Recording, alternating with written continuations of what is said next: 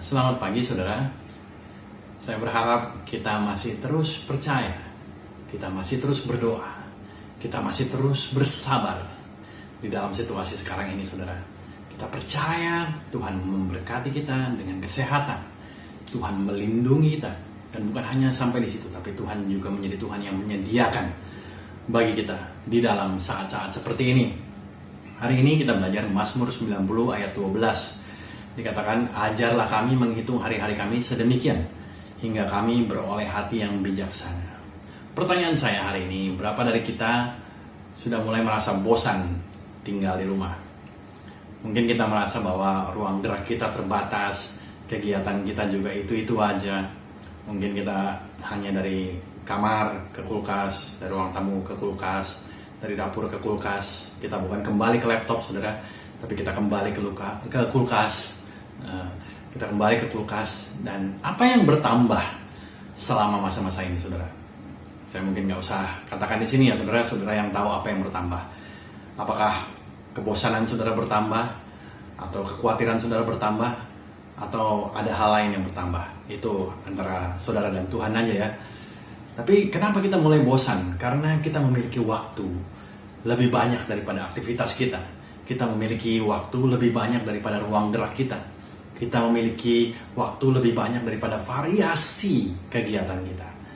Oleh karena itu kita bingung bagaimana kita menghabiskan waktu yang banyak ini. Dan seringkali ketika kita punya banyak waktu, kita memiliki kebiasaan menjadi buang-buang waktu saudara. Karena kita tidak tahu bagaimana cara menghabiskannya dengan baik.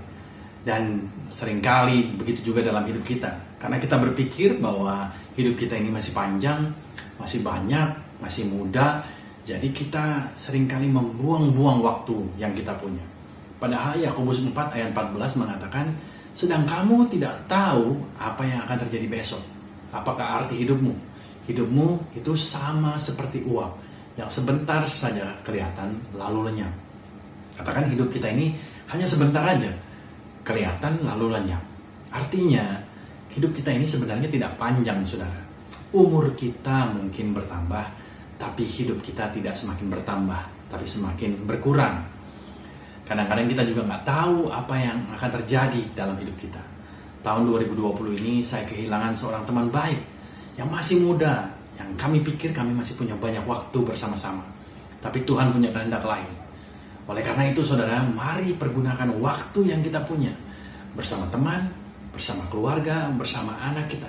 Gunakan itu dengan baik. Gunakan itu dengan baik saudara. Karena kita tidak tahu berapa lama lagi kita punya itu. Mazmur 90 ayat 12 ini dikatakan, ajar kami. Ini merupakan doa Musa. Musa berdoa kepada Tuhan untuk Tuhan mengajar dia dan juga bangsa Israel. Kenapa sih kita penting buat kita untuk belajar menghitung hari-hari kita? Emang kita nggak bisa berhitung? Saya rasa ini bukan berkata tentang menghitung tinggal 30 tahun lagi, 20 tahun lagi, 10 hari lagi. Bukan tentang itu saudara. Tapi kita menghitung bagaimana caranya kita menggunakan waktu yang tersisa ini dengan baik. Bagaimana kita menghabiskannya, menggunakannya dengan baik. Kenapa? Karena hari-hari kita ini, hidup kita ini miliknya Tuhan. Roma 14 ayat 8 dikatakan, kita hidup untuk Tuhan. Jika kita mati untuk Tuhan. Jadi baik hidup atau mati, kita adalah milik Tuhan. Dan dikatakan bahwa ini kenapa Kristus mati dan kenapa Kristus hidup lagi. Agar dia menjadi Tuhan, baik atas orang mati maupun atas orang hidup. Alasannya Yesus datang, mati dan hidup, saudara, karena dia menjadi Tuhan kita. Artinya hidup kita ini milik Tuhan. Badan kita ini juga diberikan, diciptakan oleh Tuhan. Nafas kita ini juga pemberian Tuhan. Keselamatan kita juga adalah anugerah Tuhan. Artinya nggak ada yang milik kita. Kalau nggak ada yang punya kita harus bertanggung jawab kepada yang punya. Kalau kita dipinjamkan sebuah barang, kita harus menggunakannya dengan hati-hati, dengan baik, karena kita bertanggung jawab kepada pemilik daripada barang tersebut. Itulah kenapa kita perlu belajar daripada pemilik kehidupan ini, pemilik tubuh ini, bagaimana caranya menggunakan tubuh ini, hidup ini dengan baik. yaitu kita bertanya kepada Tuhan. Makanya ini Musa berdoa, ajar kami Tuhan. Dan yang kedua, kenapa belajar itu penting? Bukan hanya karena ini milik Tuhan, tapi belajar itu membantu kita dalam bertumbuh. Sepanjang hidup kita terus belajar selama kita masih bertumbuh. Dari bayi kita belajar merangkak, berjalan, membaca, menulis, berbicara. Kita belajar mengampuni. Ketika kita dewasa, kita belajar berkomunikasi lebih baik lagi. Kita belajar memimpin, kita belajar menjadi contoh. Ayah saya di umur 72 tahun, dia belajar sekolah Alkitab. Di umur 90 tahun pun dia masih belajar bagaimana menggunakan aplikasi online untuk bisa ketemu, meeting melalui online. Efesus 4 ayat 12 mengatakan untuk memperlengkapi orang-orang kudus. Dikatakan di sini orang kudus harus diperlengkapi bagi pekerjaan pelayanan. Kita harus diperlengkapi untuk pekerjaan pelayanan, pembangunan tubuh Kristus. Untuk apa kita diperlengkapi? Agar tubuh Kristus semakin terus dibangun. Dan juga dikatakan sampai kita semua telah mencapai kesatuan iman. Kita belajar agar kita mencapai kesatuan iman. Kita belajar agar kita mencapai pengetahuan yang benar tentang Allah. Agar kita mencapai kedewasaan yang penuh. Agar tingkat pertumbuhan kita sesuai dengan kepenuhan Kristus. Itulah kenapa kita perlu belajar.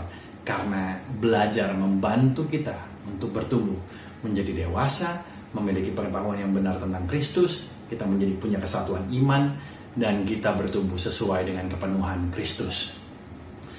Saudara, itu yang kedua. Agar kita terus bertumbuh, perlu kita untuk belajar. Yang ketiga, kita belajar karena belajar selalu membuat kita menjadi rendah hati. Orang yang rendah hati selalu ingin belajar. Orang yang bodoh, orang yang congkak, pasti tidak mau belajar. Dikatakan Amsal 11 ayat 2, jikalau keangkuhan tiba juga cemooh, tetapi hikmat ada pada orang yang rendah hati. Perhatikan ayat ini. Kerendahan hati hasilnya adalah hikmat. Artinya untuk kita mendapatkan hikmat, langkah yang penting adalah kita merendahkan hati lebih dahulu. Firman mengatakan, marilah kita cepat untuk mendengar dan lambat untuk berkata-kata.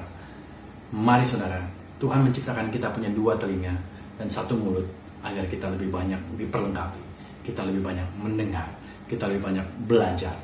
Itu penting saudara, karena untuk kita menjadi seorang pengajar yang baik, kita harus dimulai dengan menjadi seorang pelajar yang baik. Hari ini mari kita berdoa seperti Musa. Ajar kami Tuhan menghitung hari-hari kami agar kami hidup bijaksana. Saudara, dosa itu artinya kita menyimpang dari apa yang menjadi kehendak Tuhan. Kenapa kita berdosa? Karena kita memakai hidup kita seenaknya aja Tuhan. Seenaknya aja. Kita tidak memakainya sesuai dengan apa yang menjadi kehendak Tuhan. Oleh karena itu disebut kita berdosa. Bagaimana kita memakai hari-hari kita? Apakah kita menjalaninya sesuai dengan kehendak Tuhan? Atau kita menjalankannya seenaknya kita sendiri? Oleh karena itu sama seperti Musa. Mari kita belajar. Minta Tuhan untuk kita bisa belajar menggunakan hari-hari kita dengan baik. Mari saudara, saya belajar banyak juga selama hari-hari ini. Saya belajar bagaimana menggunakan aplikasi untuk membuat video presentasi. Saya belajar masak. Bahkan kemarin AC kami bocor, saya belajar bagaimana memperbaiki AC yang bocor, saudara. Dan besok saya akan belajar bagaimana mencukur rambut saya sendiri. Atau saya akan belajar bagaimana saya mempercayakan rambut saya ini ke tangan istri saya. Tapi apapun itu, saya terus belajar. Matius 25 ayat 14 sampai dengan 30 berbicara tentang 3 orang hamba yang mempunyai 5, 2, dan 1 talenta. Dikatakan mereka diberikan talenta sesuai dengan kesanggupan mereka. Ini kesanggupan mereka. Dan kemudian mereka ditinggalkan oleh tuannya. Dan yang mempunyai 5 menggunakan waktu dan talenta yang dia punya untuk memiliki 5 lagi yang baru. Dilipat gandakan. Kemampuan, kesanggupan yang dia punya itu dia pakai waktu itu untuk melipat gandakannya. Sama juga dengan yang mempunyai 2 talenta, memakainya untuk melipat gandakannya, menggunakan waktunya dengan baik, bijaksana. Dan yang punya 1 talenta, menyia-nyiakan waktu yang dia punya dengan mengubur talentanya tersebut. Dan kemudian dia menunggu sampai waktu tuannya pulang. Dan ketika tuannya pulang, dia marah-marah kepada tuannya. Dan tuannya mengambil 1 talenta itu dan diberikan kepada yang sudah punya 10 talenta. Bayangkan saudara, talenta yang dia sudah punya, karena dia sia-siakan waktu yang dia punya, akhirnya dia kehilangan talenta yang tadinya sanggup untuk dia kelola. Kita lihat di sini bahwa Tuhan menghargai ketika kita menggunakan waktu, talenta yang Tuhan berikan untuk kita lipat gandakan, untuk kita kembangkan, kita gunakan dengan baik. Dia mengukur kesetiaan kita dengan bagaimana kita mau belajar mempergunakan waktu, memakai waktu yang telah Tuhan berikan. Mari kita berdoa, saudara.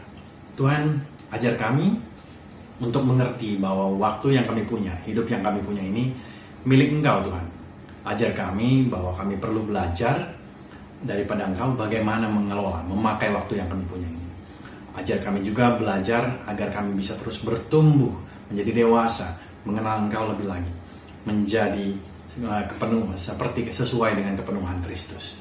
Dan ajar kami juga, Tuhan, belajar agar kami terus menjadi orang yang rendah hati.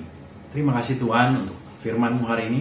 Berkati setiap jemaat-Mu, setiap orang-orang percaya Tuhan yang mendengarkan ini. Kami berdoa untuk Engkau mengajarkan mereka memakai waktu yang mereka punya, talenta yang mereka punya, mereka kembangkan untuk memuliakan nama Tuhan. Terima kasih Tuhan. Di dalam nama Yesus kami berdoa mengucap syukur. Amin. Saudara, saya percaya firman ini memberkati saudara, membantu saudara untuk tahu apa yang harus saudara lakukan di dalam waktu-waktu ke depan. Tuhan Yesus memberkati saudara.